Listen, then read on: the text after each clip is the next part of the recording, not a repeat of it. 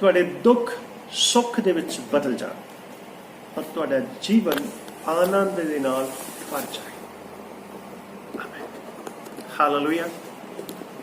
ਸੋ ਮੇਰੇ ਅਜ਼ੀਜ਼ੋ, ਅੱਜ ਇੱਕ ਟੈਸਟਮਨੀ ਤੋਂ ਮੈਂ ਵਚਨ ਸ਼ੁਰੂ ਕਰਨ ਜਾ ਰਿਹਾ ਹਾਂ ਔਰ ਇਹ ਟੈਸਟਮਨੀ ਤੋਂ ਵਚਨ ਸੁਣਨਾ ਔਰ ਵਿਸ਼ੇਸ਼ ਬਰਕਤ ਨੂੰ ਪ੍ਰਾਪਤ ਕਰਨਾ। ਆਮੇਨ। ਆਮੇਨ।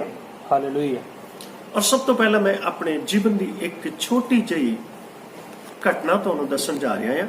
ਸਾਈਕਲ ਤੋਂ ਜਾ ਰਿਹਾ ਸੀਗਾ ਔਰ ਜਿਹੜੀਆਂ ਘੱਟ ਤੋਂ ਘੱਟ ਵੀ 500 ਔਰ 1000 ਵੋਲਟ ਦੀਆਂ ਤਾਰਾਂ ਸੀਗੀਆਂ ਉਹ ਮੇਰੇ ਉੱਪਰ ਡਿੱਗ ਪਈਆਂ ਔਰ ਮੈਂ ਆਪਣੇ ਆਪ ਨੂੰ ਕੰਟਰੋਲ ਨਹੀਂ ਕਰ ਪਾਇਆ। ਮੈਂ ਡਿੱਗ ਪਿਆ ਔਰ ਇੱਕ ਪੇੜ ਵੀ ਜਿਹੜਾ ਸੀਗਾ ਮੇਰੇ ਬਰਾਬਰ ਬਹੁਤ ਵੱਡਾ ਡਿੱਗ ਪਿਆ ਔਰ ਉਹਦੀਆਂ ਕੁਝ ਝਾੜੀਆਂ ਜਿਹੜੀਆਂ ਸੀਗੀਆਂ ਮੇਰੇ ਉੱਤੇ ਡਿੱਗ ਪਈਆਂ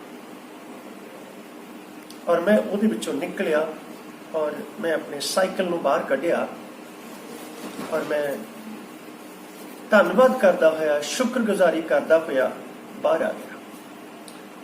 ਲੇਕਿਨ ਉਸੇ ਦਰਮਿਆਨ ਇੱਕ ਵਿਅਕਤੀ ਸੀਗਾ ਔਰ ਉਸਨੇ ਮੈਨੂੰ ਆਖਿਆ ਤੂੰ ਬਹੁਤ ਕਿਸਮਤ ਵਾਲਾ ਹੈ। ਮੈਂ ਕਿਹਾ ਹਾਂ ਅੰਕਲ ਜੀ, ਮੈਂ ਬਹੁਤ ਕਿਸਮਤ ਵਾਲਾ ਹਾਂ। ਕਹਿੰਦਾ ਪਤਾ ਨਹੀਂ ਕਿਸ ਤਰ੍ਹਾਂ ਇਹ ਤਾਰਾਂ ਦਾ ਕਨੈਕਸ਼ਨ ਕੱਟਿਆ ਗਿਆ ਆ ਔਰ ਤੂੰ ਬਚ ਗਿਆ ਹੈ।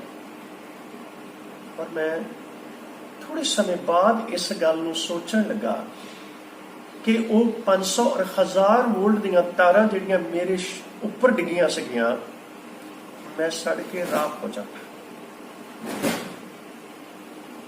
ਮੈਂ ਆਪਣੇ ਆਪ ਨੂੰ ਹੀ ਘੱਟ ਤੋਂ ਘੱਟ ਵੀ ਜਦ ਮੈਂ 20 ਸਾਲ 22 ਸਾਲ ਦੀ ਉਮਰ ਦੇ ਵਿੱਚ ਚਲੇ ਗਿਆ ਔਰ ਉਸ ਵੇਲੇ ਇਸ ਗੱਲ ਨੂੰ ਰਿਮੈਂਬਰ ਕੀਤਾ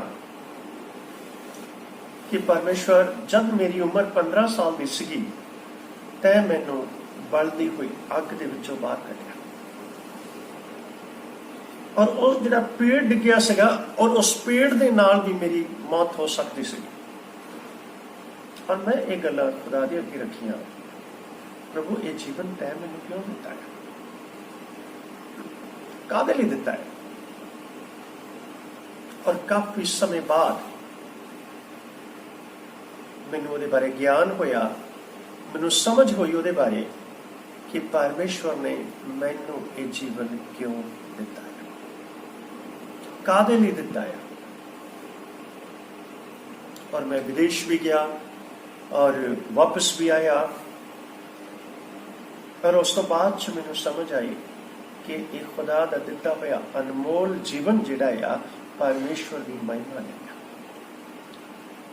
ਸੋ ਮੈਂ ਤੁਹਾਡੇ ਨਾਲ ਇਹ ਗੱਲ ਨੂੰ ਇਸ ਲਈ ਵੰਡਿਆ ਆ ਕਿ ਹੋ ਸਕਦਾ ਆ ਕਿ ਤੁਸੀਂ ਬਿਮਾਰੀ ਦੇ ਵਿੱਚ ਪਰੇਸ਼ਾਨ ਹੋਵੋ ਜਾਂ ਸੰਕਟ ਦੇ ਵਿੱਚ ਪਰੇਸ਼ਾਨ ਹੋਵੋ ਔਰ ਤੁਹਾਨੂੰ ਪਰਮੇਸ਼ਵਰ ਨੇ ਜੀਵਨ ਦੇ ਦਿੱਤਾ ਹੈ ਔਰ ਇਹ ਜੀਵਨ ਤੁਹਾਡਾ ਨਹੀਂ ਹੈ, ਪਰਮੇਸ਼ਵਰ ਦਾ ਹੈ। Yes amen. ਕਿਉਂਕਿ ਬਿਮਾਰੀ ਦੇ ਬਿਸਤਰ ਤੋਂ ਪਰਮੇਸ਼ਵਰ ਨੇ ਤੁਹਾਨੂੰ ਉਠਾ ਲਿਆ ਹੈ। ਜਿਵੇਂ ਮੈਨੂੰ ਮੌਤ ਦੇ ਮੂੰਹ ਦੇ ਵਿੱਚੋਂ ਪਰਮੇਸ਼ਵਰ ਨੇ ਕੱਢ ਲਿਆ ਆਪਣੇ ਕੰਮ ਲਈ, ਆਪਣੀ ਸੇਵਾ ਲਈ, ਤੇ ਹੋ ਸਕਦਾ ਆ ਕਿ ਉਸ ਬਿਮਾਰੀ ਦੇ ਮੂੰਹ ਦੇ ਵਿੱਚੋਂ ਪਰਮੇਸ਼ਵਰ ਨੇ ਤੁਹਾਨੂੰ ਕੱਢਿਆ ਹੈ। ਜਦ ਤੁਸੀਂ ਇਹਨਾਂ ਗੱਲਾਂ ਨੂੰ ਜਾਣੋਗੇ ਤੇ ਪਰਮੇਸ਼ਵਰ ਤੁਹਾਨੂੰ ਬਹੁਤ ਆਸ਼ੀਸ਼ਾਂ ਦੇ ਨਾਲ, ਬਰਕਤਾਂ ਦੇ ਨਾਲ ਤਰਾਰੀਸ ਕਰੇਗਾ। ਆਮੀਨ। ਹਾਲੇਲੂਇਆ। ਆਮੀਨ। ਆਮੀਨ। ਔਰ ਹੋ ਸਕਦਾ ਆ ਕੋਈ ਮੇਰਾ ਭੈਣ ਭਰਾ ਜਿਹੜਾ ਆ ਉਹ ਜੇਲ੍ਹ ਦੀ ਅਵਸਥਾ ਦੇ ਵਿੱਚ ਹੋਵੇ ਔਰ ਉਸ ਜੇਲ੍ਹ ਦੀ ਅਵਸਥਾ ਚੋਂ ਪਰਮੇਸ਼ਵਰ ਨੇ ਉਹਨੂੰ ਸੁਤੰਤਰ ਕੀਤਾ ਹੋਵੇ। ਹੋ ਸਕਦਾ ਉਹਨੂੰ ਸਜ਼ਾਏ ਮੌਤ ਵੀ ਹੋ ਸਕਦੀ ਹੈ ਜਾਂ ਉਹਨੂੰ ਉਮਰ ਕੈਦ ਦੀ ਵੀ ਸਜ਼ਾ ਹੋ ਸਕਦੀ ਹੈ। ਔਰ ਜੇ ਉਹ ਉਮਰ ਕੈਦ ਦੀ ਸਜ਼ਾ ਦੇ ਵਿੱਚੋਂ ਰਿਲੀਫ ਪਾ ਚੁੱਕਾ, ਛੁਟਕਾਰਾ ਪਾ ਚੁੱਕਾ ਆ, ਤੇ ਪਰਮੇਸ਼ਵਰ ਨੇ ਉਹਨੂੰ ਉਮਰ ਕੈਦ ਦੀ ਸਜ਼ਾ ਦੇ ਵਿੱਚੋਂ ਕਿਉਂ ਜ਼ਮਾਨਤ ਦਿੱਤੀ, ਕਾਹਦੇ ਲਈ ਉਹਨੂੰ ਜੇਲ੍ਹ ਦੇ ਵਿੱਚੋਂ ਬਾਹਰ ਕੱਢਿਆ, ਇਹ ਗੱਲ ਨੂੰ ਸਮਝਣ ਦੀ ਲੋੜ ਹੈ। ਇਹ ਜੀਵਨ ਪਰਮੇਸ਼ਵਰ ਨੇ ਤੁਹਾਨੂੰ ਦਿੱਤਾ ਹੈ। मैं एक गल होर तुहानूं दसनी चाह रहा हां कि अगर तुसीं किसी कतल के केस दे विच फस चुके आ और परमेश्वर ने तुहानूं जमानत दे दित्ती आ और उस कतल के केस तो तुहानूं बरी कर दिता आ, ये कोई खुदा दी प्लानिंग है। परमेश्वर ने तुहाडे अपराध और पाप नूं नहीं देखिया, परमेश्वर ने तुहाडे अपराधां और पापां नूं देख के माफी दे दित्ती आ और परमेश्वर ने तुहानूं उस कतल के केस तो बरी कर दिता आ। ये दिता होया जीवन परमेश्वर दा जी, ये जीवन परमेश्वर दा दिता होया आ ते सानूं चाहीदा आ असीं खुदा दी प्रशंसा करिए। और इहो जिहियां बहुत सारियां गल्लां आ जिहड़ियां मैं तुहाडे नाल वंड सकदा है, ਜਿਹੜੀਆਂ मैं ਤੁਹਾਨੂੰ दस सकदा ਹਾਂ, लेकिन मैं चाह रहा कि थोड़ियां गल्लां दे विच तुसीं वध समझ जाओ। और दूसरी घटना कि सड़क के किनारे ते मैं खड़ा सीगा और छोटी जी एक हवा दा झोंका आया और दरख्त का टाणा टुट के मेरे उत्ते डिग पिया और वह 2 इंच मेरे सिर दे विच खुब गया। और उदों मेरे डैडी एयरफोर्स दे विच सर्विस करते थे। मैं बेहोश हो गया और 7-8 टांके मेरे सिर दे विच लगे और जब मैनूं सुरत आई तो मैं हस्पताल दे विच सी। खुदा ने एक बार फिर मैनूं जीवन दिता। तब मैनूं समझ आई कि परमेश्वर तू मैनूं क्यों जीवन दिता है। सो इहदे नाल नाल एक गल मैं होर तुहानूं दसदा आ, मेरा अपना व्यापार, मेरे अपना बिजनेस सारा कुछ छड्ड के मैं प्रभु की सेवा दे विच आ गया और अज प्रभु की सेवा कर रहा है। और रब ने चाहया था समय ज्यादा होंदा जा रहा है और मैं तुहानूं उहदा दूसरा पहलू जिहड़ा आ फिर अगे दसूंगा कि खुदा किवें मैनूं संभाल के लिआया और किवें खुदा ने मैनूं अपने बारे पहचान करवाई। और मैं तुहाडे नाल इसलिए इस गवाही नूं वंडिया आ कि जेकर तुसीं किसी संकट दे विचों, किसी मुसीबत दे विचों बाहर आए हो ते ये जीवन परमेश्वर ने तुहानूं दिता है। ਉਹਦੀ ਪ੍ਰਸ਼ੰਸਾ ਕਰਨ ਦੇ ਲਈ, ਉਹਦੀ ਵਡਿਆਈ ਕਰਨ ਦੇ ਲਈ, ਉਹਨੂੰ ਜਿਉਂਦਾ ਤੇ ਪਵਿੱਤਰ ਦੇਹੀ ਦਾ ਬਲੀਦਾਨ ਕਰਕੇ ਚੜਾਉਣ ਦੇ ਲਈ। ਆਮੀਨ। ਸੋ ਜਿੰਨਾ ਵੀ ਸਮਾਂ ਤੁਹਾਨੂੰ ਮਿਲਦਾ ਆ ਉਹਦੀ ਵਡਿਆਈ ਕਰਨਾ, ਉਹਦੀ ਪ੍ਰਸ਼ੰਸਾ ਕਰਨਾ। ਔਰ ਜਦ ਮੈਨੂੰ ਇਹ ਗੱਲਾਂ ਸਮਝ ਆ ਗਈਆਂ ਕਿ ਉਸ ਦਿਨ ਤੋਂ ਬਾਅਦ ਮੈਂ ਕਦੀ ਪਿੱਛੇ ਮੁੜ ਕੇ ਨਹੀਂ ਦੇਖਿਆ। ਨਾ ਮੈਂ ਭੁੱਖ ਨੂੰ ਦੇਖਿਆ, ਨਾ ਮੈਂ ਪਿਆਸ ਨੂੰ ਵੇਖਿਆ, ਨਾ ਮੈਂ ਦੁੱਖ ਨੂੰ ਦੇਖਿਆ और मैं ना गर्मी देखी और ना मैं छाव देखी। और जबकि गहरियां धुंदां दे विच भी जाके 2-2 दिन की सभा नूं चलाया। और जीवन जिहड़ा है परमेश्वर ने तुहानूं दिता है, इस जीवन नूं अनमोल करके जानो ते जे इह जीवन प्रभु ने तुहानूं दिता है ते तुसीं परमेश्वर की वडियाई करन दे विच लगे रहो। आमीन। क्योंकि परमेश्वर सानूं नाश करने लिए नहीं आया मेरे दोस्तों, परमेश्वर तुहानूं जीवन देने वास्ते आया। यूहन्ना दी अंजील दे विच इस तरह बयान किया होया, चोर इसलिए आउंदा चरावे अते वड्डे अते नाश करे, पर परमेश्वर दा पुत्र इसलिए आया सानूं जीवन मिले और सानूं चोखा मिले। और परमेश्वर दा पुत्र प्रभु यीशु मसीह सानूं जीवन देने वास्ते आया। आमीन। सो एक वचन आप पढ़ लीए। सो रसूलों के किताब ਉਹਦਾ 4 अध्याय और उसका असीं 12वां वचन थोड़ा देख लीए और तुहाडे लिए एक आशीष का कारण बने, तुहाडे लिए एक बेहतरी का कारण बने, मेरे परिवार के लिए एक बेहतरी का कारण बने। सो ये जीवन परमेश्वर ने मैनूं दिता है। सो तुहानूं भी ये जीवन परमेश्वर ने दिता है।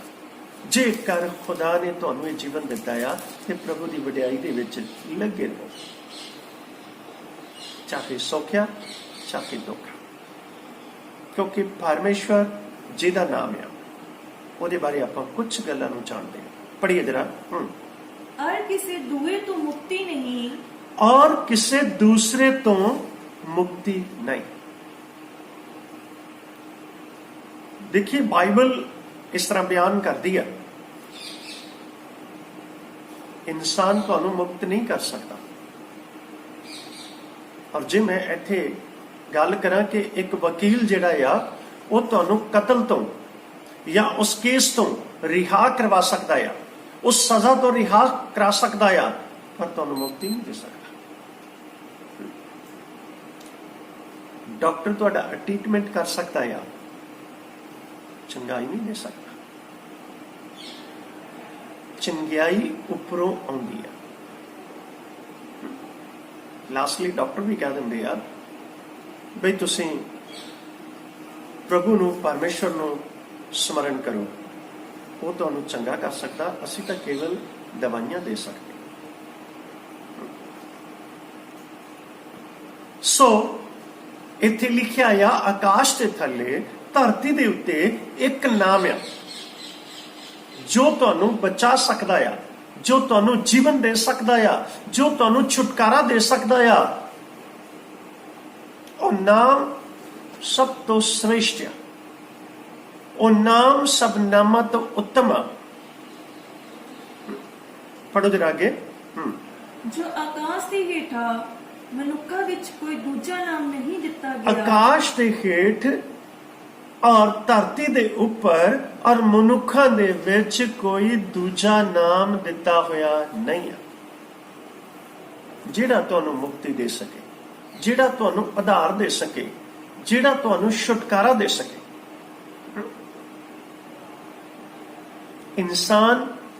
ਇਨਸਾਨ ਨੂੰ ਮੁਕਤੀ ਨਹੀਂ ਦੇ ਸਕਦਾ। ਇਨਸਾਨ ਦੇ ਉੱਤੇ ਅਤਿਆਚਾਰ ਕਰ ਸਕਦਾ ਆ, ਇਨਸਾਨ ਦੇ ਉੱਤੇ ਹਾਂਜੀ ਅਤਿਆਚਾਰ, ਦੁੱਖ, ਪੀੜਾ ਉਹਨੂੰ ਪਹੁੰਚਾ ਸਕਦਾ ਆ, ਪਰ ਇਨਸਾਨ ਕਿਸੇ ਨੂੰ ਸ਼ਾਂਤੀ ਨਹੀਂ ਦੇ ਸਕਦਾ। ਇਨਸਾਨ ਕਿਸੇ ਨੂੰ ਮੁਕਤੀ ਨਹੀਂ ਦੇ ਸਕਦਾ।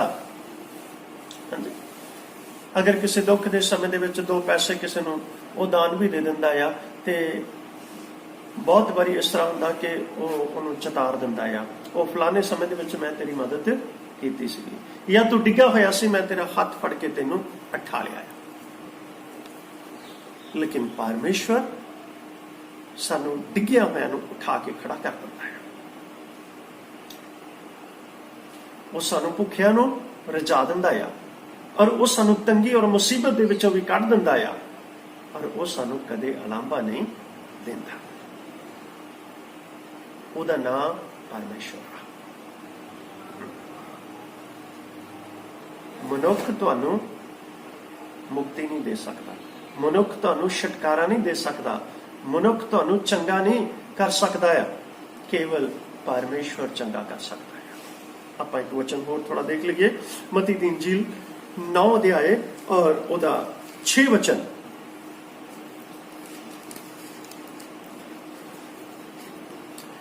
ਔਰ ਮਨੁੱਖ ਤੁਹਾਨੂੰ ਜਾਂ ਤੁਹਾਡੇ ਪਾਪਾਂ ਨੂੰ ਮਾਫ ਨਹੀਂ ਕਰ ਸਕਦਾ। ਪਾਪਾਂ ਦੀ ਮਾਫ ਕਰਨ ਦੀ ਸ਼ਕਤੀ ਜਿਹੜੀ ਆ ਉਹ ਕਿਹਦੇ ਕੋਲ ਆ? ਪਰਮੇਸ਼ਵਰ ਦੇ ਕੋਲ ਆ। ਇਹ ਗੱਲ ਸੁਖਾਲੀ ਆ ਜਾਂ ਇਹ ਗੱਲ ਬਹੁਤ ਸੌਖੀ ਕਹਿਣੀ ਕਿ ਜਾ ਤੇਰੇ ਪਾਪ ਮਾਫ ਹੋ ਗਏ? ਬਹੁਤ ਔਖੀ ਗੱਲ ਆ। ਕਿਸੇ ਨੂੰ ਜੀਵਨ ਦੇਣਾ ਬਹੁਤ ਔਖਾ ਆ, ਕਿਸੇ ਦਾ ਜੀਵਨ ਲੈਣਾ ਬਹੁਤ ਸੌਖਾ। ਹਾਂਜੀ, ਪੜ੍ਹ ਦਈਏ ਜਰਾ ਜੀ। ਪਰ ਇਸ ਲਈ ਜੋ ਤੁਸੀਂ ਜਾਣੋ, ਜੋ ਮਨੁੱਖ ਦੇ ਪੁੱਤਰ ਨੂੰ ਧਰਤੀ ਉੱਤੇ ਪਾਪ ਮਾਫ ਕਰਨ ਦਾ ਇਖਤਿਆਰ ਹੈ। ਇਸ ਲਈ ਤੁਸੀਂ ਇਸ ਗੱਲ ਨੂੰ ਜਾਣ ਲਓ ਕਿ ਪਰਮੇਸ਼ਵਰ ਦੇ ਪੁੱਤਰ ਯਿਸੂ ਨੂੰ ਪਾਪਾਂ ਨੂੰ ਮਾਫ ਕਰਨ ਦਾ ਇਖਤਿਆਰ ਆ। ਜੇ ਇੱਕ ਸਧਾਰਨ ਆਦਮੀ ਚਾਹੇ ਕਿ ਮੈਂ ਕਿਸੇ ਦੀ ਜ਼ਮਾਨਤ ਕਰਾ ਦਵਾਂ, ਨਹੀਂ ਕਰਾ ਸਕਦਾ। ਜਿਸ ਬੰਦੇ ਨੇ ਵਕਾਲਤ ਕੀਤੀ ਹੋਈ ਆ ਜਾਂ ਜਿਹੜਾ ਐਡਵੋਕੇਟ ਆ, ਉਹ ਹੀ ਉਹਦੀ ਪਟੀਸ਼ਨ ਪਾ ਸਕਦਾ ਹੈ, ਦੂਸਰਾ ਨਹੀਂ ਪਾ ਸਕਦਾ। ਵਕੀਲ ਨੂੰ ਇਸੇ ਲਈ ਰੱਖਿਆ ਗਿਆ ਹੈ। ਰਿਮੈਂਬਰ ਕਰੋ ਜਰਾ ਪੁੱਤਰ ਇਸ ਗੱਲ ਲਈ।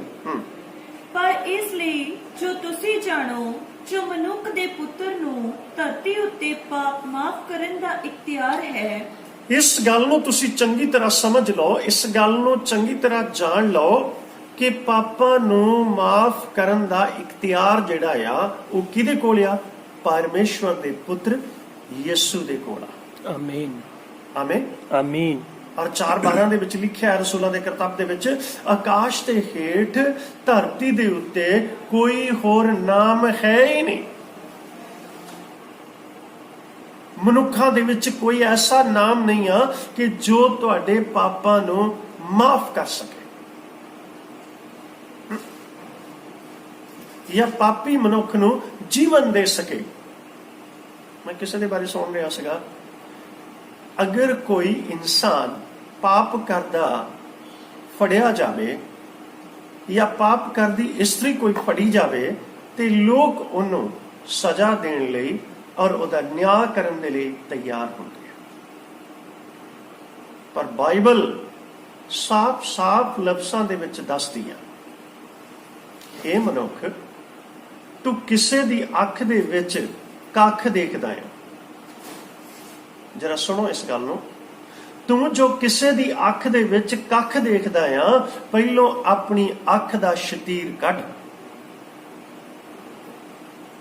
ਆਪਣੇ ਵੱਲ ਨਿਗਾਹ ਨਹੀਂ ਮਾਰੀ ਕਿ ਤੂੰ ਕਿੰਨਾ ਕੁ ਧਰਮੀ ਆ, ਤੂੰ ਕਿੰਨਾ ਕੁ ਪਾਪੀ ਆ, ਤੂੰ ਕਿੰਨਾ ਕੁ ਦਿਆਲੂ ਆ, ਤੂੰ ਕਿੰਨੀ ਕੁ ਕਿਰਪਾ ਕਰਨ ਵਾਲਾ ਆ। ਹਾਂਜੀ, ਸੋ ਬਾਈਬਲ ਦੱਸਦੀ ਆ, ਮਨੁੱਖ ਨੂੰ ਬਾਹਰੋਂ ਦੇਖਦਾ ਆ, ਪਰ ਪਰਮੇਸ਼ਵਰ ਮਨੁੱਖ ਨੂੰ ਅੰਦਰੋਂ ਵੇਖਦਾ ਹੈ।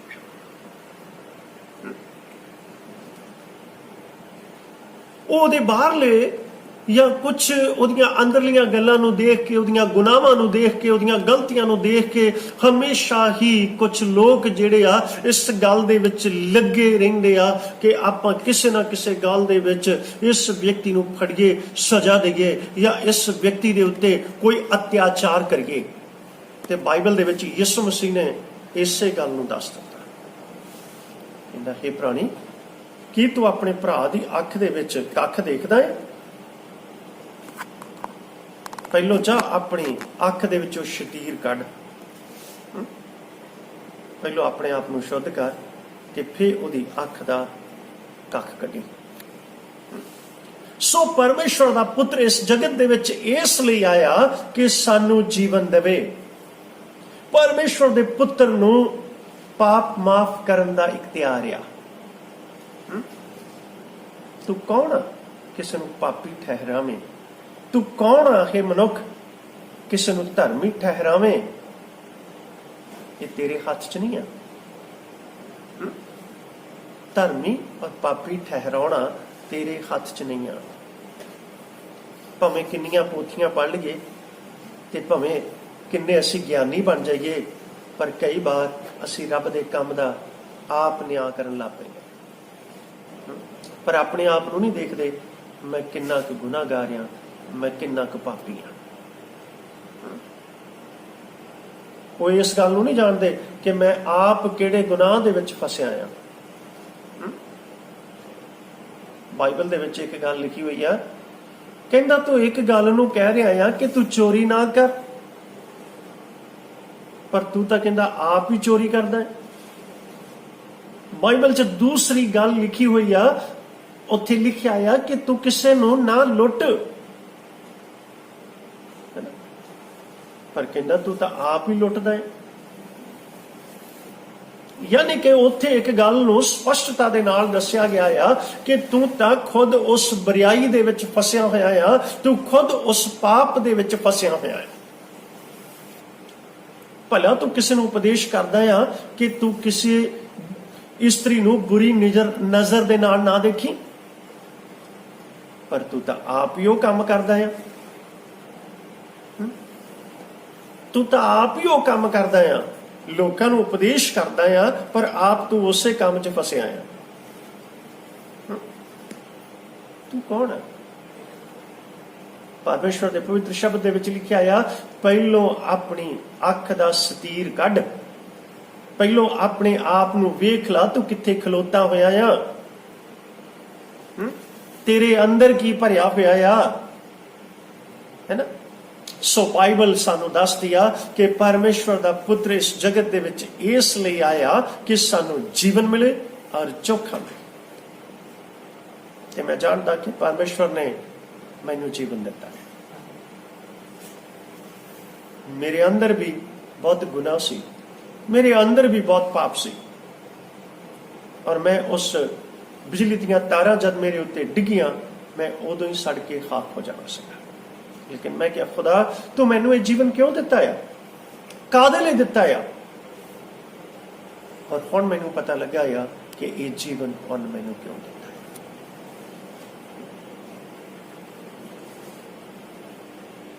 उस दरख्त के हेठ आके, उहदे टहने के हेठ आके मैं मर सकता सीगा, और 2 इंच मेरे सिर के अंदर उड़ाना चुभ चुका सी।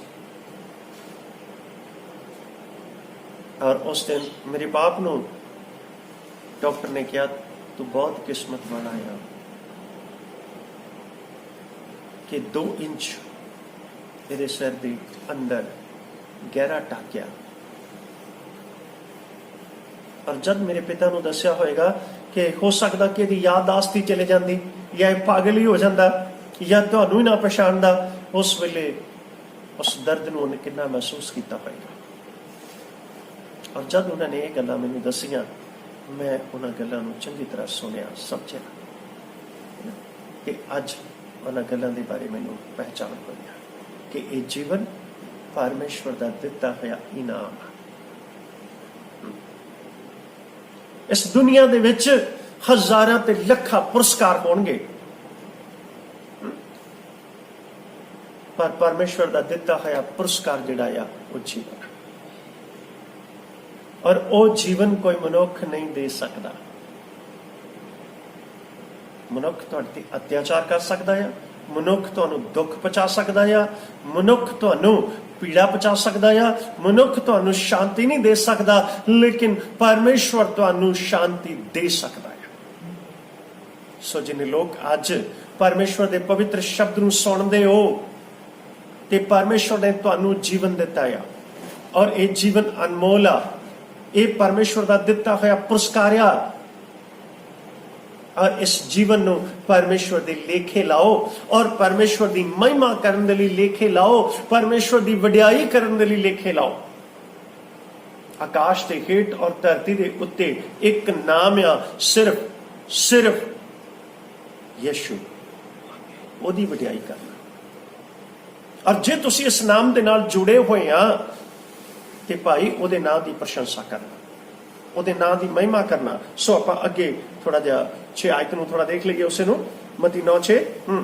पर इसलिए जो कोई पर इसलिए जो तुसी जानो, जो मनुख दे पुत्र नूं धरती उत्ते पाप माफ करन दा इख्तियार है। धरती दे उपर पाप माफ करन दा इख्तियार है।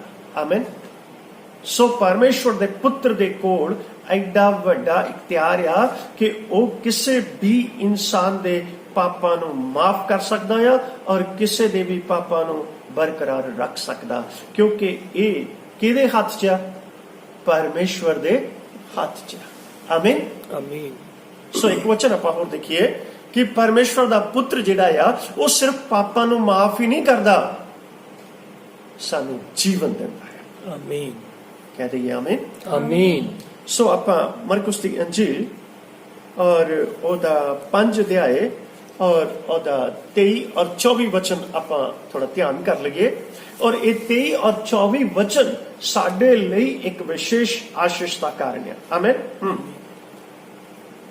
अति ਉਹਨੇ ਉਹਦੀ बहुत मेहनत की, उसने उसकी बहुत मेहनत की, जो मेरी छोटी काकी मरनाओ है। मेरी पुत्री जिहड़ी आ मरण दी अवस्था च, यीशु मसीह एक स्थान तो दी गुजर रहा सीगा, और जैरस नाम दा एक व्यक्ति जिहड़ा सीगा वो यीशु दे कोल आके ओनू मिन्नत करन लगा। मैनू पता है कहंदा कि तेरे कोल एक इख्तियार आ पापां नू माफ करन दा, तेरे कोल इख्तियार आ जीवन देण दा, तेरे कोल इख्तियार आ ਕੋੜੀਆਂ ਨੂੰ ਚੰਗਾ ਕਰਨ ਦਾ, ਤੇਰੇ ਕੋਲ ਇਖਤਿਆਰ ਆ ਲੰਗੜਿਆਂ ਨੂੰ ਚਲਾਉਣ ਦਾ, ਤੇਰੇ ਕੋਲ ਇਖਤਿਆਰ ਆ ਅੰਧਿਆਂ ਦੀਆਂ ਅੱਖਾਂ ਨੂੰ ਖੋਲਣ ਦਾ। ਮੈਂ ਜਾਣਦਾ ਹੈ ਨਾ ਕਿ ਤੂੰ ਪਰਮੇਸ਼ਵਰ ਦਾ ਪੁੱਤਰ ਹੋ ਕੇ ਜਗਤ ਦੇ ਵਿੱਚ ਆਇਆ ਆ, ਔਰ ਤੂੰ ਪਰਮੇਸ਼ਵਰ ਦਾ ਪੁੱਤਰ ਹੋ ਕੇ ਇਸ ਜਗਤ ਦੇ ਵਿੱਚ ਸ਼ਾਂਤੀ ਦੇਣ ਵਾਸਤੇ ਆਇਆ ਆ। ਮੈਂ ਜਾਣਦਾ ਆ ਇੱਕ ਗਰੀਬ ਇਨਸਾਨ ਆ ਕੇ ਪ੍ਰਭੂ ਦੀ ਹਜ਼ੂਰੀ ਦੇ ਵਿੱਚ ਝੁਕ ਗਿਆ ਔਰ ਆਖਣ ਲੱਗਾ, ਮੇਰੀ ਬੇਟੀ ਮਰਨ ਦੀ ਅਵਸਥਾ ਦੇ ਵਿੱਚ ਹੈ, ਪ੍ਰਭੂ ਜੀ ਛੇਤੀ ਆ, ਮੇਰੀ ਬੇਟੀ ਨੂੰ ਚੰਗਾ ਕਰ, ਉਹਨੂੰ ਜੀਵਨ ਦੇ। ਸੁਣੋ ਜਰਾ ਅੱਗੇ ਕੀ ਹੋਇਆ। ਚੱਲ ਕੇ ਉਹਦੇ ਉੱਤੇ ਆਪਣਾ ਹੱਥ ਰੱਖ, ਤੂੰ ਮੇਰੇ ਘਰ ਚੱਲ ਔਰ ਉਹਦੇ ਉੱਤੇ ਆਪਣਾ ਹੱਥ ਰੱਖ, ਤਾਂ ਜੋ ਉਹ ਚੰਗੀ ਹੋ ਜਾਵੇ, ਤਾਂ ਜੋ ਉਹ ਕੀ ਹੋ ਜਾਵੇ, ਚੰਗੀ ਹੋ ਜਾਵੇ। ਉਹ ਤੋਂ ਅਗਲੀ ਘਟਨਾ ਥੋੜਾ ਦੇਖ ਲਓ। ਅਤੇ ਜਿਉਂਦੀ ਰਹੇ, ਔਰ ਜਿਉਂਦੀ ਰਹੇ, ਚੰਗੀ ਵੀ ਹੋ ਜਾਏ ਤੇ ਕੀ ਰਵੇ, ਜਿਉਂਦੀ ਰਵੇ। ਅੱਗੇ, ਤਦ ਉਹ ਉਸਦੇ ਨਾਲ ਗਿਆ, ਤਦ ਪ੍ਰਭੂ ਯਿਸੂ ਦੇ ਨਾਲ ਗਿਆ, ਔਰ ਵੱਡੀ ਭੀੜ ਉਹਦੇ ਮਗਰ ਤੁਰ ਪਈ। ਵੱਡੀ ਭੀੜ ਯਾਨੀ ਕਿ ਜਿਹੜੇ ਲੋਕ ਚੰਗੇ ਹੋਏ ਸੀ ਉਹ ਵੀ ਤੁਰ ਪਏ, ਤੇ ਜਦ ਉਸ ਤੇ ਖੇਤਰ ਦੇ ਲੋਕ ਜਿਹੜੇ ਸੀਗੇ ਉਹ ਵੀ ਉਹਦੇ ਨਾਲ ਤੁਰ ਪਏ। ਸੋ ਯਿਸੂ ਮਸੀਹ ਨੇ ਉਸ ਬੇਟੀ ਦੇ ਉੱਤੇ ਹੱਥ ਰੱਖੇ ਔਰ ਉਹ ਬੇਟੀ ਕੀ ਹੋ ਗਈ, ਚੰਗੀ ਹੋ ਗਈ। ਆਮੀਨ। ਸੋ ਪਰਮੇਸ਼ਵਰ ਦਾ ਪੁੱਤਰ ਯਿਸੂ ਮਸੀਹ ਜਿਹੜਾ ਆ ਉਹ ਸਾਡੇ ਪਾਪਾਂ ਨੂੰ ਮਾਫ ਹੀ ਨਹੀਂ ਕਰਦਾ ਬਲਕਿ ਸਾਨੂੰ ਜੀਵਨ ਵੀ ਦਿੰਦਾ ਹੈ। ਸੋ ਆਪਾਂ ਲੂਕਾ ਸੁਸਮਾਚਾਰ ਔਰ ਉਹਦਾ 13ਵਾਂ ਅਧਿਆਏ ਔਰ ਉਹਦਾ 11ਵਾਂ ਵਚਨ ਥੋੜਾ ਆਪਾਂ ਪੜ੍ਹ ਲਈਏ।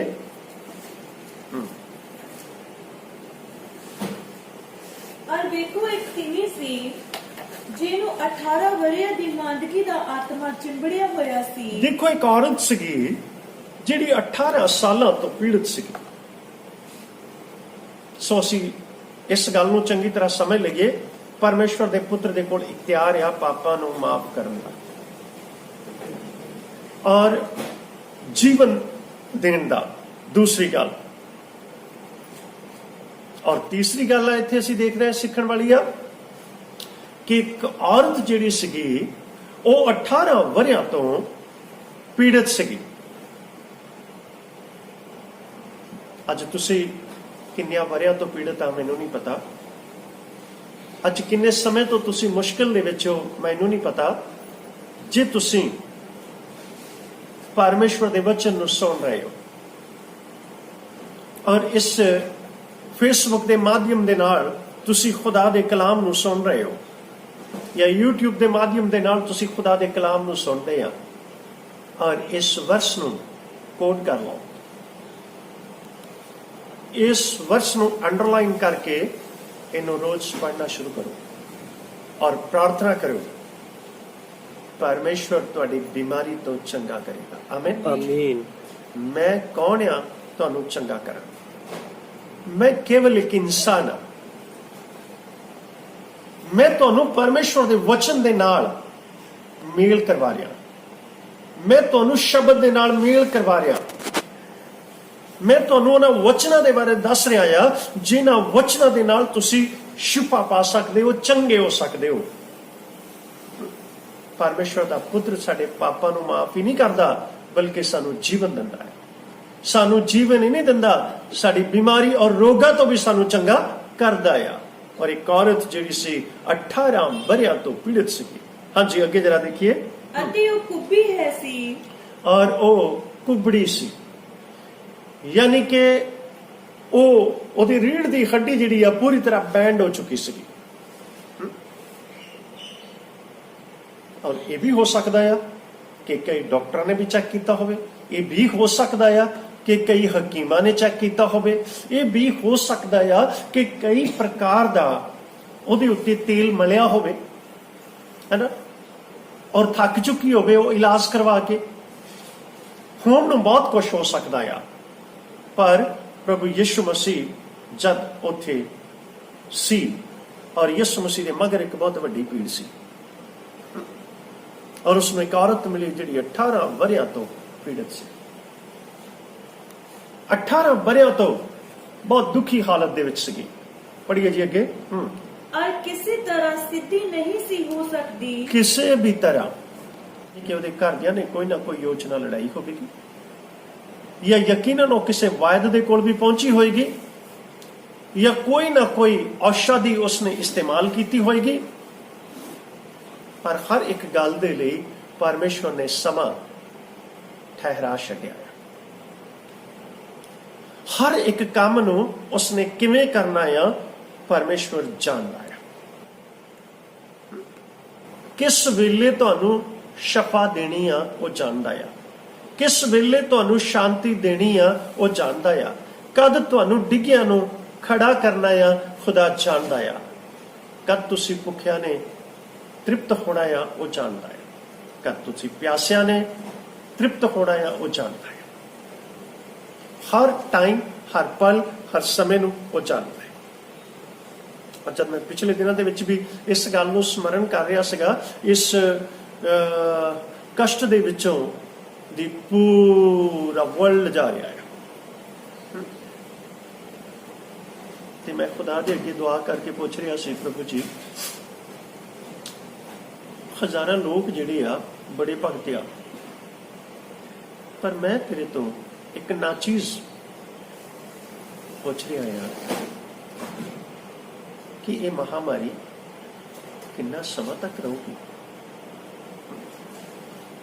ਉਸਨੇ ਕਿਹਾ ਜਰਾ ਬੀਤੀਆਂ ਗੱਲਾਂ ਨੂੰ ਪੜ੍ਹ, ਉਪਦੇਸ਼ਕ ਕੀ ਆਖਦਾ ਆ, ਜੋ ਹੋਇਆ ਸੀ ਸੋ ਫੇਰ ਹੋਵੇਗਾ, ਜੋ ਕੀਤਾ ਗਿਆ ਸੀ ਸੋ ਫੇਰ ਕੀਤਾ ਜਾਵੇਗਾ। ਪਰਮੇਸ਼ਵਰ ਦੀ ਇੱਛਾ ਤੋਂ ਬਿਨਾਂ ਕੁਝ ਕਾਰਿਆ ਨਹੀਂ ਹੁੰਦਾ, ਜਾਂ ਪਰਮੇਸ਼ਵਰ ਦੀ ਮਰਜ਼ੀ ਤੋਂ ਬਿਨਾਂ ਕੋਈ ਕੰਮ ਨਹੀਂ ਹੁੰਦਾ। ਪਹਿਲੋਂ ਵੀ ਮਹਾਮਾਰੀਆਂ ਆਈਆਂ, ਉਹ ਲੋਕ ਉਹਨਾਂ ਤੋਂ ਚੰਗੇ ਵੀ ਹੋਏ।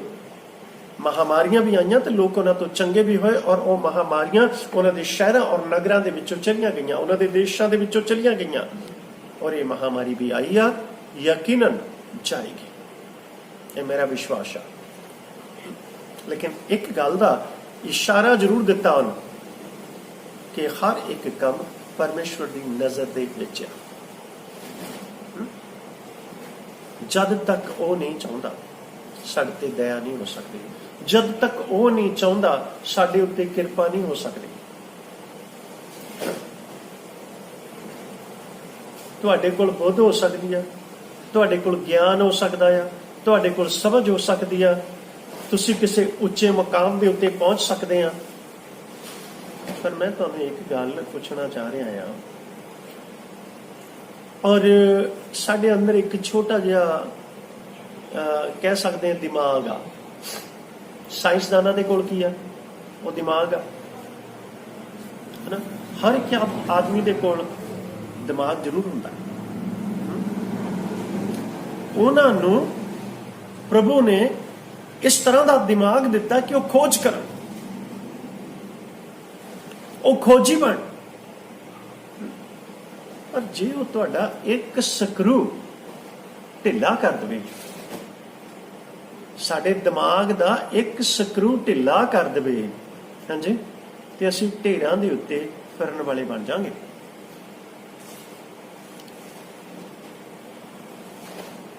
ਇਹ ਗੱਲ ਤੁਹਾਡੇ ਸਮਝਣ ਦੇ ਲਈ, ਜਗਤ ਦੇ ਸਮਝਣ ਦੇ ਲਈ ਕਾਫੀ ਹੈ। ਪਰ ਬਹੁਤ ਸਾਰੇ ਲੋਕਾਂ ਨੂੰ ਇਹ ਸਮਝ ਆਉਗੀ, ਬਹੁਤ ਸਾਰੇ ਲੋਕਾਂ ਨੂੰ ਨਹੀਂ ਆਉਗੀ। ਉਹ ਬੁੱਧ ਨੂੰ ਰਚਦਾ ਆ, ਉਹ ਗਿਆਨ ਨੂੰ ਰਚਦਾ ਆ, ਔਰ ਉਹ ਸਾਨੂੰ ਸਮਝ ਦਿੰਦਾ ਆ। ਭਾਵੇਂ ਅਸੀਂ ਤਾਰਾਗਣ ਦੇ ਵਿੱਚ ਪਹੁੰਚ ਜਾਈਏ, ਹਾਂਜੀ, ਭਾਵੇਂ ਅਸੀਂ ਉੱਥੇ ਆਪਣਾ ਆਲਣਾ ਰੱਖ ਲਈਏ, ਹਾਂਜੀ, ਪਰ ਬਾਣੀ ਤਾਂ ਐਉਂ ਸਾਫ਼ ਦੱਸੀ ਜਾਂਦੀ ਆ, ਮੈਂ ਤੈਨੂੰ ਉੱਥੋਂ ਵੀ ਲਾ ਲਊਂਗਾ। ਬੇਸ਼ੱਕ ਤੂੰ ਆਪਣਾ ਤਾਰਾਗਣ ਦੇ ਵਿੱਚ ਘਰ ਬਣਾ ਲਵੇਂ, ਜਾਣੀ ਕਿ ਆਲਣਾ, ਉੱਥੇ ਪੰਜਾਬੀ ਦਾ ਸ਼ਬਦ ਲਿਖਿਆ ਆ ਆਲਣਾ।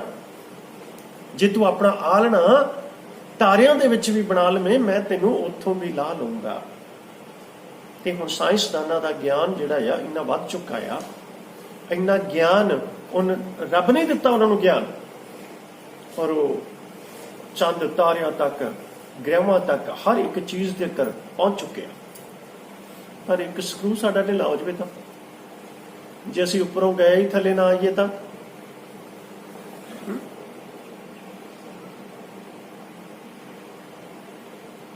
ਖੈਰ ਇਹਨਾਂ ਗੱਲਾਂ ਦੇ ਬਾਰੇ ਇੱਥੇ ਸਟਾਪ ਕਰਦੇ ਆ। ਬਹੁਤ ਸਾਰੀਆਂ ਗੱਲਾਂ ਇਹੋ ਜਿਹੀਆਂ ਮੇਰੇ ਕੋਲ। ਜੀਵਨ ਦੇਣ ਵਾਲਾ ਪਰਮੇਸ਼ਵਰ ਆ, ਗਿਆਨ ਦੇਣ ਵਾਲਾ ਪਰਮੇਸ਼ਵਰ ਆ, ਬੁੱਧ ਦੇਣ ਵਾਲਾ ਪਰਮੇਸ਼ਵਰ ਆ, ਸਮਝ ਦੇਣ ਵਾਲਾ ਪਰਮੇਸ਼ਵਰ ਆ। ਅਗਰ ਸਾਡੇ ਦਿਮਾਗ ਦਾ ਇੱਕ ਸਕਰੂ ਢਿੱਲਾ ਹੋ ਜਾਵੇ ਨਾ, ਅਸੀਂ ਢੇਰਾਂ ਦੇ ਉੱਤੇ ਲੀਰਾਂ ਚੁੱਕਦੇ ਫਿਰਾਂਗੇ। ਤੇ ਸਾਡਾ ਹਾਰਟ ਜਿਹੜਾ ਆ, ਉਹਦੀ ਪਲਸ ਥੋੜੀ ਜਿਹੀ ਵੱਧ ਜਾਵੇ, ਹਾਂਜੀ, ਤੇ ਫਿਰ ਕੀ ਹੋ ਜਾਏ, ਸਾਡੇ ਸਿਰ ਦੀ ਜਾਂ ਹਾਰਟ ਦੀ ਨਾੜੀ ਫਟ ਜਾਂਦੀ, ਕਹਿੰਦੇ ਹਾਰਟ ਅਟੈਕ ਹੋ ਗਿਆ।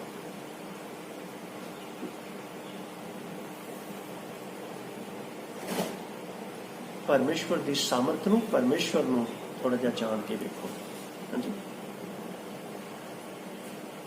ਯਾਦ ਕਦ ਆਉਂਦਾ ਯਾਰ ਰੱਬ? ਜਦ ਅਸੀਂ ਉਸ ਪੀੜਾ ਦੇ ਵਿੱਚ ਨਹੀਂ ਜਾਂਦੇ। ਯਾਦ ਸਾਨੂੰ ਉਦੋਂ ਆਉਂਦਾ ਆ ਉਹ ਰੱਬ, ਯਾਦ ਸਾਨੂੰ ਉਦੋਂ ਆਉਂਦੀ ਆ ਉਹ ਸ਼ਕਤੀ ਜਦ ਅਸੀਂ ਦੁੱਖ ਔਰ ਪੀੜਾ ਦੇ ਵਿੱਚ ਦੀ ਜਾਂਦੇ ਆ, ਜਦ ਅਸੀਂ ਉਸ ਸੰਕਟ ਦੇ ਵਿੱਚ ਦੀ ਲੰਘਦੇ ਆ। ਪਰ ਸਾਨੂੰ ਛੇਤੀ ਉਹਦੀ ਯਾਦ ਨਹੀਂ ਆਉਂਦੀ, ਜਾਂ ਛੇਤੀ ਅਸੀਂ ਉਹਨੂੰ ਸਮਰਨ ਨਹੀਂ ਕਰਦੇ। ਥੋੜਾ ਜਿਹਾ ਸਮਾਂ ਅਸੀਂ ਉਹਨੂੰ ਯਾਦ ਰੱਖਦੇ ਹਾਂ, ਫਿਰ ਭੁੱਲ ਜਾਂਦੇ ਹਾਂ।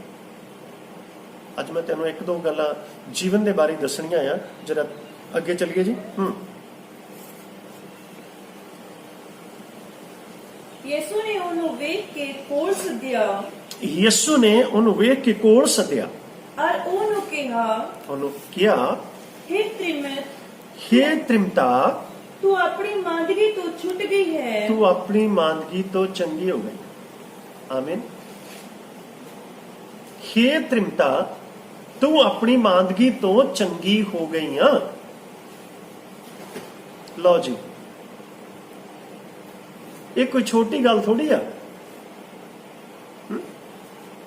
ਪਰਮੇਸ਼ਵਰ ਤੋਂ ਸਿਵਾ ਕੌਣ ਛੁਟਕਾਰਾ ਦੇ ਸਕਦਾ ਆ? ਪਰਮੇਸ਼ਵਰ ਤੋਂ ਸਿਵਾ ਕੌਣ ਚੰਗਾ ਕਰ ਸਕਦਾ ਆ?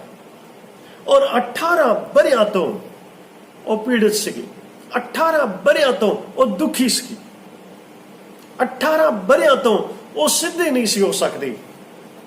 ਲੇਕਿਨ ਉਹਦਾ ਟਾਈਮ ਆ ਗਿਆ, ਉਹਦਾ ਸਮਾਂ ਆ ਗਿਆ। ਪਰਮੇਸ਼ਵਰ ਸਵੈਮ ਉਸ ਜਗ੍ਹਾ ਦੇ ਉੱਤੇ ਪਹੁੰਚ ਗਿਆ, ਸ਼ਬਦ ਸਵੈਮ ਉਸ ਜਗ੍ਹਾ ਦੇ ਉੱਤੇ ਪਹੁੰਚ ਗਿਆ। ਔਰ ਜਿੱਦਾਂ ਹੀ ਸ਼ਬਦ ਉਹਦੇ ਮੂੰਹ ਦੇ ਵਿੱਚੋਂ ਨਿਕਲਿਆ, ਉਸਨੇ ਕਿਹਾ, ਹੇ ਤ੍ਰਿਮਤਾ, ਸਿੱਧੀ ਹੋ ਜਾ। ਭਲਾ ਕਿਹੜਾ ਇਨਸਾਨ ਇੱਕ ਸ਼ਬਦ ਦੇ ਨਾਲ, ਜਾਂ ਕਿਹੜਾ ਇਨਸਾਨ ਆ ਜਿਹੜਾ ਕਵੇ ਕਿ ਵੀ ਭਾਈ ਕੁਬੜੀ ਔਰਤ ਨੂੰ ਤੂੰ ਸਿੱਧੀ ਹੋ ਜਾ? ਇੱਥੇ ਅਸੀਂ ਕਹਿ ਸਕਦੇ ਹਾਂ, ਸਿਵਾਏ ਪਰਮੇਸ਼ਵਰ ਤੋਂ ਇਹ ਕੋਈ ਕੰਮ ਕਰ ਨਹੀਂ ਸੀ ਸਕਦਾ, ਕਿਉਂਕਿ ਆਕਾਸ਼ ਦੇ ਥੱਲੇ, ਧਰਤੀ ਦੇ ਉੱਤੇ ਇੱਕ ਨਾਮ ਦਿੱਤਾ ਹੋਇਆ ਸੀ, ਜਾਂ ਇੱਕ ਨਾਮ ਦਿੱਤਾ ਹੋਇਆ ਹੈ। ਉਹਦਾ ਨਾਮ ਯਿਸੂ ਹੈ। ਔਰ ਉਹ ਸਾਨੂੰ ਸਾਡੇ ਪਾਪਾਂ ਤੋਂ ਮਾਫੀ ਦਿੰਦਾ ਹੈ, ਉਹ ਰੋਗੀਆਂ ਨੂੰ ਚੰਗਾ ਕਰਦਾ ਹੈ, ਔਰ ਉਹ ਮੁਰਦਿਆਂ ਨੂੰ ਵੀ ਜੀਵਨ ਦੇਣ ਦੀ ਸ਼ਕਤੀ ਰੱਖਦਾ ਹੈ। ਆਮੀਨ, ਆਮੀਨ। ਔਰ 18 ਵਰ੍ਹਿਆਂ ਦੇ ਜਿਹੜੇ ਲੋਕ ਰੋਗੀ ਸੀਗੇ, ਬਿਮਾਰ ਸੀਗੇ 12 ਸਾਲ ਤੋਂ, ਉਹਨਾਂ ਨੂੰ ਚੰਗਾ ਕਰਨ ਦੀ ਸ਼ਕਤੀ ਉਹਦੇ ਕੋਲ ਆ। ਇੱਕ ਸ਼ਬਦ ਮੂੰਹ ਦੇ ਵਿੱਚੋਂ ਨਿਕਲਦਾ ਹੈ, ਇੱਕ ਸ਼ਬਦ। ਤੇ ਬਾਈਬਲ ਬਿਆਨ ਕਰਦੀ ਆ, ਉਹ ਸ਼ਬਦ ਦੇਹਧਾਰੀ ਹੋਇਆ, ਕਿਰਪਾ ਸੱਚਾਈ ਨਾਲ ਸਾਡੇ ਵਿੱਚ ਵਾਸ ਕੀਤਾ। ਔਰ ਉਹ ਸ਼ਬਦ ਜਿਹੜਾ ਸੀਗਾ, ਜਦ ਸਾਡੇ ਵਿੱਚ ਦੇਹਧਾਰੀ ਹੋ ਕੇ ਸਾਡੇ ਨਾਲ ਗੱਲਾਂ ਕਰਨ ਲੱਗਾ, ਉਸ ਸ਼ਬਦ ਨੇ ਚੰਗਾ ਹੋ ਜਾ। ਲੋਕ ਹੈਰਾਨ ਸੀਗੇ ਇਸ ਗੱਲ ਤੋਂ। ਜਾ ਤੇਰੇ ਪਾਪਾ ਨੂੰ ਮਾਫ ਕਰ ਦਿੱਤਾ, ਤੇ ਯਹੂਦੀ ਲੋਕਾਂ ਨੇ ਉੱਥੇ ਕਿਹਾ ਬਈ ਇਹ ਕੌਣ ਆ ਜਿਹੜਾ ਪਾਪਾਂ ਨੂੰ ਮਾਫ ਕਰ ਸਕਦਾ ਆ। ਯਹੂਦੀ ਲੋਕ ਥੋੜੇ ਜਿਹੇ ਇਸ ਗੱਲ ਤੋਂ ਕ੍ਰੋਧਿਤ ਹੋ ਗਏ, ਕਹਿੰਦੇ ਇੱਕ ਇਨਸਾਨ ਹੋ ਕੇ ਇਹ ਪਾਪਾਂ ਨੂੰ ਮਾਫ ਕਰਦਾ ਆ। ਸਿਰਫ ਪਾਪਾਂ ਨੂੰ ਮਾਫ ਕਰਨ ਦੀ ਸ਼ਕਤੀ ਜਿਹੜੀ ਆ ਪਰਮੇਸ਼ਵਰ ਦੇ ਕੋਲ ਆ।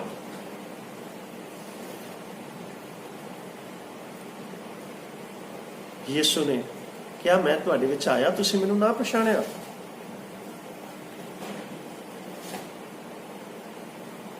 ਔਰ ਯਿਸੂ ਮਸੀਹ ਦੇ ਉੱਤੇ ਕ੍ਰੋਧਿਤ ਹੋ ਗਏ, ਯਿਸੂ ਮਸੀਹ ਦੇ ਵਿਰੋਧ ਖੜੇ ਹੋਏ।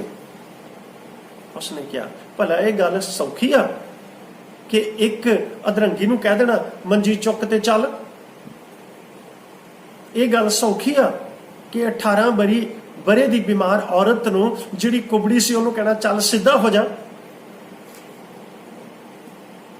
ਔਰ ਕੁਝ ਲੋਕਾਂ ਨੇ ਕਿਹਾ ਬਈ ਇਹ ਕੰਮ ਹੋ ਨਹੀਂ ਸਕਦੇ ਇਦਾਂ ਜੇ ਪਰਮੇਸ਼ਵਰ ਉਹਦੇ ਨਾਲ ਨਾ ਹੋਵੇ। ਇਹਦਾ ਮਤਲਬ ਕਿ ਕੁਝ ਲੋਕਾਂ ਨੇ ਇਸ ਗੱਲ ਨੂੰ ਜਾਣ ਲਿਆ, ਕੁਝ ਲੋਕਾਂ ਦੀ ਸੋਝੀ ਜਿਹੜੀ ਸੀ ਖੁੱਲ ਗਈ ਕਿ ਪਰਮੇਸ਼ਵਰ ਉਹਦੇ ਨਾਲ ਆ। ਸੋ ਇਨਸਾਨ ਜਿਹੜਾ ਆ ਉਹ ਕਿਸੇ ਨੂੰ ਜੀਵਨ ਨਹੀਂ ਦੇ ਸਕਦਾ, ਔਰ ਇਨਸਾਨ ਦੇ ਵਾਸ ਚ ਵੀ ਨਹੀਂ ਆ ਕਿ ਉਹ ਕਿਸੇ ਨੂੰ ਮਾਫ ਕਰ ਸਕੇ, ਹੈ ਨਾ। ਮੈਂ ਤੁਹਾਨੂੰ ਇੱਕ ਛੋਟੀ ਜਿਹੀ ਗੱਲ ਦੱਸਦਾ ਆ। ਮੈਂ ਇੱਕ ਮੋਟੀਵੇਟਰ ਜਾਂ ਇੱਕ ਵੀਡੀਓ ਦੇਖ ਰਿਹਾ ਸੀਗਾ ਔਰ ਮੈਨੂੰ ਬੜੀ ਗੱਲ ਵਧੀਆ ਲੱਗੀ ਔਰ ਉਸ ਗੱਲ ਨੂੰ ਮੈਂ ਪੇਪਰ ਦੇ ਉੱਤੇ ਨੋਟ ਕਰ ਲਿਆ। ਔਰ ਇਹ ਗੱਲ ਜਿਹੜੀ ਆ ਨਿਊ ਮੈਕਸੀਕੋ ਦੀ ਆ ਔਰ 81 ਸਾਲ ਦੀ ਉਮਰ ਆ ਇੱਕ ਵਿਅਕਤੀ ਦੀ ਔਰ ਉਹਦਾ ਨਾਂ ਹੈਗਾ ਲਿਕੋਨ ਮੋਰਸ। ਉਸ ਆਦਮੀ ਦਾ ਨਾਮ ਕੀ ਆ? ਲਿਕੋਨ ਮੋਰਸ। ਉਹਦੀ ਉਮਰ ਦੇ ਵਰੇ ਜਿਹੜੇ ਸੀਗੇ 81 ਸਾਲ ਦੇ ਸੀ। ਔਰ ਉਹਨਾਂ ਦਿਨਾਂ ਦੇ ਵਿੱਚ ਨਿਊ ਮੈਕਸੀਕੋ ਦੇ ਵਿੱਚ ਜ਼ਿਆਦਾਤਰ ਲੱਕੜ ਦੇ ਘਰ ਪਾਏ ਜਾਂਦੇ ਸੀ। ਔਰ ਜਿਹੜਾ ਮੋਟੀਵੇਟਰ ਸੀਗਾ ਉਹ ਜਦ ਇਸ ਗੱਲ ਨੂੰ ਦੱਸ ਰਿਹਾ ਸੀਗਾ ਮੈਂ ਬੜੇ ਧਿਆਨ ਦੇ ਨਾਲ ਇਸ ਗੱਲ ਨੂੰ ਸੁਣ ਰਿਹਾ ਸੀਗਾ ਔਰ ਮੈਨੂੰ ਬੜੀ ਵਧੀਆ ਗੱਲ ਲੱਗੀ ਤੇ ਮੈਂ ਉਹਨੂੰ ਛੇਤੀ ਨਾਲ ਆਪਣੇ ਪੇਜ ਦੇ ਉੱਤੇ ਨੋਟ ਕਰ ਲਿਆ। ਔਰ ਉਹਨੇ ਕਿਹਾ ਕਿ ਉਹ ਆਪਣੇ ਘਰ ਦੇ ਵਿੱਚ ਗਿਆ ਔਰ ਜਿੱਦਾਂ ਹੀ ਉਹ ਆਪਣੇ ਘਰ ਦੇ ਵਿੱਚ ਗਿਆ ਤੇ ਉਹਨੂੰ ਇੱਕ ਚੂਹਾ ਮਿਲਿਆ ਔਰ ਉਸ ਵਿਅਕਤੀ ਨੇ ਉਹਨੂੰ ਚੂਹੇ ਨੂੰ ਪੂਛੋਂ ਫੜ ਲਿਆ ਔਰ ਜਦ ਉਹਨੂੰ ਪੂਛਾ ਫੜ ਲਿਆ ਤੇ ਅੱਗ ਦੇ ਵਿੱਚ ਉਹਨੂੰ ਸੁੱਟ ਦਿੱਤਾ। ਉਹ ਚੂਹੇ ਦੇ ਉੱਤੇ ਇੰਨਾ ਕ੍ਰੋਧਿਤ ਹੋ ਗਿਆ, ਉਸਨੇ ਕਿਹਾ ਮੇਰਾ ਸਮਾਨ ਇੰਨਾ ਖਰਾਬ ਕਰ ਦਿੱਤਾ ਹੈ ਨਾ, ਮੇਰੀਆਂ ਚੀਜ਼ਾਂ ਇੰਨੀਆਂ ਕੱਟ ਦਿੱਤੀਆਂ ਆ। ਔਰ ਬੜਾ ਕ੍ਰੋਧਿਤ ਹੋਇਆ, ਉਹਨੂੰ ਪੂਛੋਂ ਫੜਿਆ, ਉਹਨੂੰ ਅੱਗ ਦੇ ਵਿੱਚ ਸੁੱਟ ਦਿੱਤਾ। ਔਰ ਚੂਹਾ ਜਿਹੜਾ ਸੀ ਜਲਦੀ ਹੋਈ ਅੱਗ ਦੇ ਵਿੱਚ ਤਾਓ ਦੇ ਨਾਲ ਸੜ ਰਿਹਾ ਸੀਗਾ ਔਰ ਸੜ ਕੇ ਉਹ ਜਿਸ ਵੇਲੇ ਟੱਪਿਆ ਔਰ ਬਾਹਰ ਆ ਗਿਆ ਔਰ ਜਿਸ ਵੇਲੇ ਬਾਹਰ ਆ ਗਿਆ ਤੇ ਉਹ ਦੇਖ ਰਿਹਾ ਸੀ ਉਹਦੀ ਤੜਫ ਨੂੰ, ਬੜਾ ਆਨੰਦ ਹੋ ਰਿਹਾ ਸੀ ਉਹਦੀ ਤੜਫ ਨੂੰ ਦੇਖ ਕੇ। ਲੇਕਿਨ ਉਹ ਚੂਹਾ ਵਾਪਸ ਉਹਦੇ ਘਰ ਦੇ ਵਿੱਚ ਜਾ ਵੜਿਆ ਔਰ ਜਿਸ ਵੇਲੇ ਉਹਦੇ ਘਰ ਦੇ ਵਿੱਚ ਜਾ ਵੜਿਆ ਉਹ ਟੱਪਦੇ ਟੱਪਦੇ ਕਿਸੇ ਖੁੰਦਰ ਦੇ ਵਿੱਚ ਜਾ ਵੜਿਆ ਪਰ ਉਹਨੇ ਬਹੁਤ ਯਤਨ ਕੀਤਾ, ਉਹ ਚੂਹਾ ਉਹਨੂੰ ਨਹੀਂ ਮਿਲਿਆ। लेकिन इत्तिफाकन गल ऐसी हुई कि थोड़ी देर बाद ही ਉਹਦਾ ਘਰ ਜਿਹੜਾ ਸੀਗਾ ਅੱਗ ਦੀਆਂ ਲੰਬਾਂ ਦੇ ਨਾਲ ਜਲ ਰਿਹਾ ਸੀ।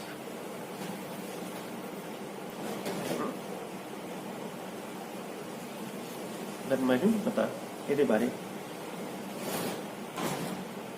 ਕਿ ਜੀਵਨ ਦੇਣ ਵਾਲਾ ਪਰਮੇਸ਼ਵਰ ਹੈ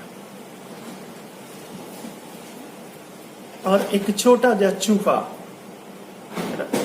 ਜਿਹਨੂੰ ਉਸਨੇ ਬੇਰਹਿਮੀ ਦੇ ਨਾਲ ਅੱਗ ਦੇ ਵਿੱਚ ਸੁੱਟ ਦਿੱਤਾ ਹੈ ਨਾ ਔਰ ਉਹ ਜਲ ਰਿਹਾ ਸੀਗਾ ਔਰ ਵਾਪਸ ਉਹਦੇ ਹੀ ਘਰ ਚ ਆ ਗਿਆ। ਇਹ ਇਤਫਾਕਨ ਗੱਲ ਆ ਜਾਂ ਨਹੀਂ ਆ?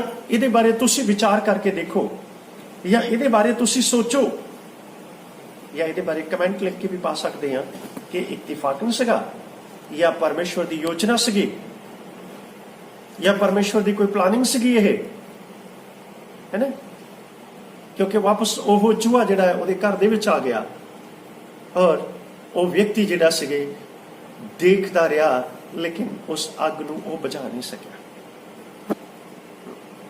ਲੇਕਿਨ ਮੈਂ ਇਸ ਗੱਲ ਤੋਂ ਇੱਕ ਸੀਖ ਲਈ ਆ, ਜੇ ਅਸੀਂ ਕਿਸੇ ਨੂੰ ਜੀਵਨ ਨਹੀਂ ਦੇ ਸਕਦੇ ਤੇ ਮੌਤ ਦੇਣ ਦਾ ਵੀ ਕੋਈ ਹੱਕ ਸਾਡੇ ਕੋਲ ਨਹੀਂ ਹੈ। ਮੈਂ ਇਸ ਗੱਲ ਤੋਂ ਇਸ ਗੱਲ ਨੂੰ ਸਿੱਖਿਆ ਪਾਈ ਆ, ਮੈਂ ਕਿਸੇ ਨੂੰ ਜੀਵਨ ਨਹੀਂ ਦੇ ਸਕਦਾ ਤੇ ਮੈਨੂੰ ਮੌਤ ਦੇਣ ਦਾ ਵੀ ਕੋਈ ਇਖਤਿਆਰ ਨਹੀਂ ਆ।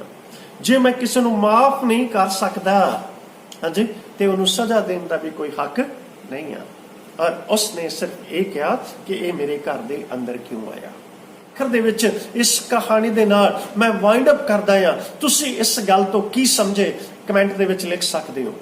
ਚੂਹੇ ਦਾ ਉਹਦੇ ਘਰ ਦੇ ਵਿੱਚ ਜਾਣਾ ਇਤਫਾਕਨ ਸੀ, ਜਾਂ ਕਹਿ ਸਕਦੇ ਆ ਕਿ ਚੂਹੇ ਨੇ ਆਪਣਾ ਬਦਲਾ ਲੈ ਲਿਆ। ਚੂਹੇ ਦੀ ਕੀ ਹੈਸੀਅਤ ਆ ਉਸ ਤੋਂ ਬਦਲਾ ਲੈਣ ਦੀ। ਲੇਕਿਨ ਮੈਂ ਇੱਕ ਗੱਲ ਨੂੰ ਜਾਣ ਗਿਆ ਆ ਕਿ ਉਸ ਇਨਸਾਨ ਦਾ ਅਹੰਕਾਰ ਜਿਹੜਾ ਸੀਗਾ ਖਤਮ ਹੋ ਗਿਆ। ਪਰਮੇਸ਼ਵਰ ਨੇ ਕੇਵਲ ਉਹਨੂੰ ਦੱਸਿਆ ਆ ਕਿ ਤੇਰਾ ਅਹੰਕਾਰ, ਤੇਰਾ ਘਮੰਡ ਜਿਹੜਾ ਆ ਛਣ ਭਰ ਦੇ ਵਿੱਚ ਖਤਮ ਹੋ ਸਕਦਾ ਹੈ। ਫਾਇਰੂ ਰਾਜਾ ਜਿਹੜਾ ਸੀਗਾ ਉਹਦਾ ਘਮੰਡ ਬਹੁਤ ਸੀ, ਲੇਕਿਨ ਉਸ ਘਮੰਡ ਨੂੰ ਨੀਵਾ ਹੋਣ ਦੇ ਲਈ ਕਾਫੀ ਸਾਲ ਬੀਤ ਗਏ। ਮੈਨੂੰ ਨਹੀਂ ਪਤਾ ਤੁਸੀਂ ਇਸ ਗੱਲ ਤੋਂ ਕੀ ਸਿੱਖਿਆ ਲਈ ਆ, ਲੇਕਿਨ ਜੋ ਮੈਂ ਇਸ ਗੱਲ ਤੋਂ ਪ੍ਰਾਪਤ ਕੀਤਾ ਆ ਉਹ ਤੁਹਾਡੇ ਤੱਕ ਪਹੁੰਚਾ ਦਿੱਤਾ ਆ। ਸੋ ਪਰਮੇਸ਼ਵਰ ਦਾ ਪੁੱਤਰ ਇਸ ਜਗਤ ਦੇ ਵਿੱਚ ਇਸ ਲਈ ਆਇਆ ਤੁਹਾਨੂੰ ਜੀਵਨ ਮਿਲੇ ਔਰ ਚੋਖਾ ਮਿਲੇ। ਪਰਮੇਸ਼ਵਰ ਦਾ ਪੁੱਤਰ ਜਿਹੜਾ ਆ ਉਹ ਤੁਹਾਡੇ ਪਾਪਾਂ ਨੂੰ ਮਾਫੀ ਕਰਨ ਲਈ ਨਹੀਂ ਆਇਆ, ਬਲਕਿ ਤੁਹਾਨੂੰ ਜੀਵਨ ਦੇਣ ਵਾਸਤੇ ਆਇਆ ਹੈ। ਸੋ ਪ੍ਰਭੂ ਤੁਹਾਨੂੰ ਇਹਨਾਂ ਵਚਨਾਂ ਦੇ ਨਾਲ ਆਸ਼ੀਸ਼ ਦੇਵੇ। ਸੋ ਆਪਾਂ ਨੈਕਸਟ ਵੀਡੀਓ ਦੇ ਵਿੱਚ ਫੇਰ ਮਿਲਦੇ ਹਾਂ ਇੱਕ ਚੰਗੇ ਵਚਨ ਦੇ ਨਾਲ ਔਰ ਇੱਕ ਚੰਗੀ ਬਰਕਤ ਦੇ ਨਾਲ। ਪਰਮੇਸ਼ਵਰ ਤੋਂ ਪਾ ਕੇ ਪਰਮੇਸ਼ਵਰ ਦੀਆਂ ਗੱਲਾਂ ਨੂੰ ਆਪਾਂ ਸਿੱਖਾਂਗੇ ਔਰ ਪਰਮੇਸ਼ਵਰ ਦੇ ਚਰਨਾਂ ਦੇ ਵਿੱਚ ਬੈਠਾਂਗੇ ਔਰ ਖੁਦਾ ਦੀ ਪ੍ਰਸ਼ੰਸਾ ਕਰਾਂਗੇ। ਔਰ ਜੇਕਰ ਤੁਹਾਨੂੰ ਕੋਈ ਸਮਝ ਆਉਂਦਾ ਆ ਤੇ ਤੁਸੀਂ ਕਮੈਂਟ ਦੇ ਵਿੱਚ ਇਸ ਗੱਲ ਨੂੰ ਦੱਸ ਸਕਦੇ ਹੋ। ਇਹ ਤੇਰਾ ਵਚਨ ਜਦ ਤੇਰੇ ਬੇਟੇ ਔਰ ਬੇਟੀਆਂ ਨੇ ਲਗਨ ਦੇ ਨਾਲ, ਨੇਚਾ ਦੇ ਨਾਲ ਇਸ ਸ਼ਬਦ ਨੂੰ ਸੁਣਿਆ ਆ, ਇਹ ਸ਼ਬਦ ਖੁਦਾ ਤੇਰੇ ਬੇਟੇ ਔਰ ਬੇਟੀਆਂ ਦੇ ਲਹੂ ਦੇ ਅੰਦਰ ਰਚ ਜਾਵੇ, ਉਹਨਾਂ ਦੇ ਹੱਡੀਆਂ ਔਰ ਜੋੜਾਂ ਦੇ ਵਿੱਚ ਰਚ ਜਾਵੇ। ਤੇਰੇ ਬੇਟੇ ਔਰ ਬੇਟੀਆਂ ਬਰਕਤ ਪਾਉਣ ਤੇਰੇ ਪੁੱਤਰ ਪ੍ਰਭੂ ਯਿਸੂ ਮਸੀਹ ਦੇ ਨਾਮ ਦੇ ਵਿੱਚ। ਔਰ ਮੈਂ ਦੁਆ ਕਰਦਾ ਜਿੰਨੇ ਰੋਗੀ ਔਰ ਬਿਮਾਰ ਆ ਸ਼ਫਾ ਪਾ ਜਾਣ ਯਿਸੂ ਮਸੀਹ ਦੇ ਨਾਮ ਵਿੱਚ। ਸਾਰਾ ਸੰਸਾਰ ਪ੍ਰਭੂ ਜੀ ਪੀੜਾ ਦੇ ਨਾਲ ਕਰਾ ਰਿਹਾ ਆ, ਤੇ ਮੈਂ ਤੇਰੇ ਸੇਵਕ ਹੁੰਦੇ ਹੋਏ ਇੱਕ ਛੋਟਾ ਜਿਹਾ ਤੁੱਛ ਜਿਹਾ ਸੇਵਕ ਖੁਦਾ ਤੇਰੇ ਚਰਨਾਂ ਦੇ ਵਿੱਚ ਬੈਠ ਕੇ ਪ੍ਰਾਰਥਨਾ ਕਰਦਾ ਆ, ਇਸ ਜਗਤ ਦੇ ਵਿੱਚ ਖੁਦਾ ਤੂੰ ਸ਼ਾਂਤੀ ਦੇ, ਪੂਰੇ ਵਰਲਡ ਦੇ ਵਿੱਚ ਸ਼ਾਂਤੀ ਦੇ ਖੁਦਾ, ਕਿਉਂਕਿ ਤੇਰੇ ਤੋਂ ਸਿਵਾ ਕੋਈ ਸ਼ਾਂਤੀ ਦੇ ਨਹੀਂ ਸਕਦਾ। ਮੈਂ ਇਸ ਗੱਲ ਨੂੰ ਜਾਣ ਲਿਆ ਆ ਕਿ ਤੈਂ ਮੈਨੂੰ ਜੀਵਨ ਕਿਉਂ ਦਿੱਤਾ, ਤੈਂ ਮੇਰੇ ਉੱਤੇ ਕਿਉਂ ਉਪਕਾਰ ਕੀਤਾ ਆ, ਤੈਂ ਮੇਰੇ ਉੱਤੇ ਕਿਉਂ ਕਿਰਪਾ ਦਿਖਾਈ ਆ, ਕਿਉਂਕਿ ਤੈਂ ਮੈਨੂੰ ਮਾਂ ਦੇ ਗਰਭ ਤੋਂ ਇਸ ਕੰਮ ਲਈ ਚੁਣਿਆ ਹੈ ਕਿ ਮੈਂ ਤੇਰੀ ਸੇਵਾ ਦੇ ਕੰਮ ਨੂੰ ਕਰਾਂ। ਤੇ ਪ੍ਰਭੂ ਜੀ ਮੈਂ ਪ੍ਰਾਰਥਨਾ ਕਰਦਾ ਹਾਂ ਤੇਰੇ ਬੇਟੇ ਬੇਟੀਆਂ ਸ਼ਾਂਤੀ ਪਾਉਣ ਪ੍ਰਭੂ ਜੀ। ਔਰ ਪਿਛਲੇ ਦਿਨਾਂ ਦੇ ਵਿੱਚ ਸਾਨੂੰ ਆਖਿਆ ਗਿਆ ਸੀਗਾ ਕਿ ਕੁਝ ਭੈਣਾਂ ਆ, ਕੁਝ ਬੇਟੀਆਂ ਆ ਜਿਨ੍ਹਾਂ ਦੇ ਕੋਲ ਸੰਤਾਨ ਨਹੀਂ ਆ, ਤੇਰੇ ਪੁੱਤਰ ਪ੍ਰਭੂ ਯਿਸੂ ਮਸੀਹ ਦੇ ਨਾਮ ਦੇ ਨਾਲ ਉਹਨਾਂ ਦੀਆਂ ਖਾਲੀ ਝੋਲੀਆਂ ਭਰ ਜਾਣ, ਉਹਨਾਂ ਦੇ ਕੋਲ ਸੰਤਾਨ ਹੋਵੇ, ਉਹ ਮਾਂ ਬਣ ਜਾਣ ਔਰ ਆਖ ਸਕਣ ਇਹ ਮੇਰਾ ਪੁੱਤਰ ਆ, ਇਹ ਮੇਰੀ ਪੁੱਤਰੀ ਆ। ਤੇ ਪ੍ਰਭੂ ਜੀ ਮੈਂ ਤੇਰੀ ਸਾਮਰਥ ਨੂੰ ਔਰ ਤੇਰੇ ਵਚਨ ਨੂੰ ਰਿਲੀਜ਼ ਕਰਦਾ ਹਾਂ, ਕਿਉਂਕਿ ਤੇਰਾ ਵਚਨ ਕਹਿੰਦਾ ਮੇਰੇ ਤੋਂ ਮੰਗ ਮੈਂ ਤੈਨੂੰ ਦਵਾਂਗਾ। ਤੇ ਅਸੀਂ ਪ੍ਰਭੂ ਜੀ ਤੇਰੇ ਤੋਂ ਮੰਗਦੇ ਹਾਂ ਉਹਨਾਂ ਭੈਣਾਂ ਦੇ ਲਈ ਔਲਾਦ, ਉਹਨਾਂ ਭੈਣਾਂ ਦੇ ਲਈ ਬੱਚੇ ਜਿਨ੍ਹਾਂ ਭੈਣਾਂ ਦੇ ਕੋਲ ਬੱਚੇ ਨਹੀਂ ਆ, ਉਹਨਾਂ ਦੀਆਂ ਝੋਲੀਆਂ ਭਰ ਜਾਣ। ਔਰ ਜਿਨ੍ਹਾਂ ਨੇ ਮੈਨੂੰ ਆਖਿਆ ਕਿ ਅਸੀਂ ਦੁਖੀ ਹਾਂ, ਤੇ ਪ੍ਰਭੂ ਜੀ ਉਹਨਾਂ ਦੇ ਦੁੱਖ ਸੁੱਖ ਦੇ ਵਿੱਚ ਬਦਲ ਜਾਣ ਤੇਰੇ ਪੁੱਤਰ ਯਿਸੂ ਮਸੀਹ ਦੇ ਨਾਮ 'ਚ। ਆਮੀਨ। ਜਿਨ੍ਹਾਂ ਦੇ ਬੱਚੇ ਆਗਿਆਕਾਰ ਨਹੀਂ ਆ, ਉਹ ਆਗਿਆਕਾਰ ਬਣ ਜਾਣ ਯਿਸੂ ਮਸੀਹ ਦੇ ਨਾਮ 'ਚ। ਆਮੀਨ। ਹਜ਼ਾਰਾਂ ਤੇ ਕਰੋੜਾਂ ਤੇ ਲੱਖਾਂ ਲੋਕ ਜਿਹੜੇ ਆ ਪੀੜਾ ਦੇ ਵਿੱਚ ਪਏ ਹੋਏ ਆ, ਪ੍ਰਭੂ ਮੇਰੇ ਕੋਲ ਸ਼ਾਂਤੀ ਨਹੀਂ ਆ ਉਹਨਾਂ ਨੂੰ ਦੇਣ ਲਈ, ਸ਼ਾਂਤੀ ਤੇਰੇ ਕੋਲ ਆ। ਆਪਣੀ ਸ਼ਾਂਤੀ ਨੂੰ ਭੇਜ ਔਰ ਉਹਨਾਂ ਨੂੰ ਸ਼ਾਂਤੀ ਦੇ। ਜਿਹੜੇ ਸਤਾਏ ਹੋਏ ਲੋਕ ਆ ਉਹਨਾਂ ਦੇ ਹੰਝੂਆਂ ਨੂੰ ਖੁਦਾ ਪੋਛ ਦੇ। ਜਿਹੜੇ ਦੁਖੀ ਔਰ ਕੰਗਾਲ ਲੋਕ ਆ, ਜਿਨ੍ਹਾਂ ਦੀ ਕੋਈ ਸੁਧੀ ਲੈਣ ਵਾਲਾ ਨਹੀਂ ਆ, ਜਿਨ੍ਹਾਂ ਦੀ ਕੋਈ ਪੁੱਛ ਗਿੱਛ ਕਰਨ ਵਾਲਾ ਨਹੀਂ ਆ, ਤੇ ਮੈਂ ਤੇਰੇ ਸੇਵਕ ਹੁੰਦੇ ਹੋਏ ਉਹਨਾਂ ਦੇ ਲਈ ਪ੍ਰਾਰਥਨਾ ਕਰਦਾ ਹਾਂ, ਉਹਨਾਂ ਨੂੰ ਖੁਦਾ ਸ਼ਾਂਤੀ ਭੇਜ। ਜਿਨ੍ਹਾਂ ਲੋਕਾਂ ਨੂੰ ਜ਼ਮੀਨ ਦੇ ਉੱਤੇ ਪਟਕਾ ਕੇ ਸੁੱਟ ਦਿੱਤਾ ਗਿਆ ਆ, ਪ੍ਰਭੂ ਤੂੰ ਉਹਨਾਂ ਨੂੰ ਉਠਾ ਕੇ ਖੜਾ ਕਰ। ਉਹਨਾਂ ਦੇ ਜ਼ਖਮਾਂ ਦੇ ਉੱਤੇ ਪੱਟੀ ਬੰਨ, ਕਿਉਂਕਿ ਉਹਨਾਂ ਦੇ ਕੋਲ ਤਾਕਤ ਨਹੀਂ ਹੈ, ਉਹਨਾਂ ਦੇ ਕੋਲ ਸ਼ਕਤੀ ਨਹੀਂ ਹੈ ਕਿ ਉਹ ਉੱਠ ਕੇ ਖਲੋ ਸਕਣ। ਤੇ ਪਰਮੇਸ਼ਵਰ ਤੇਰੇ ਅੱਗੇ ਪ੍ਰਾਰਥਨਾ ਕਰਦੇ ਹਾਂ, ਉੱਠ ਖਲੋ, ਉਹਨਾਂ ਦਾ ਹੱਥ ਫੜ ਔਰ ਉਹਨਾਂ ਨੂੰ ਉਠਾ ਕੇ ਖੜਾ ਕਰ।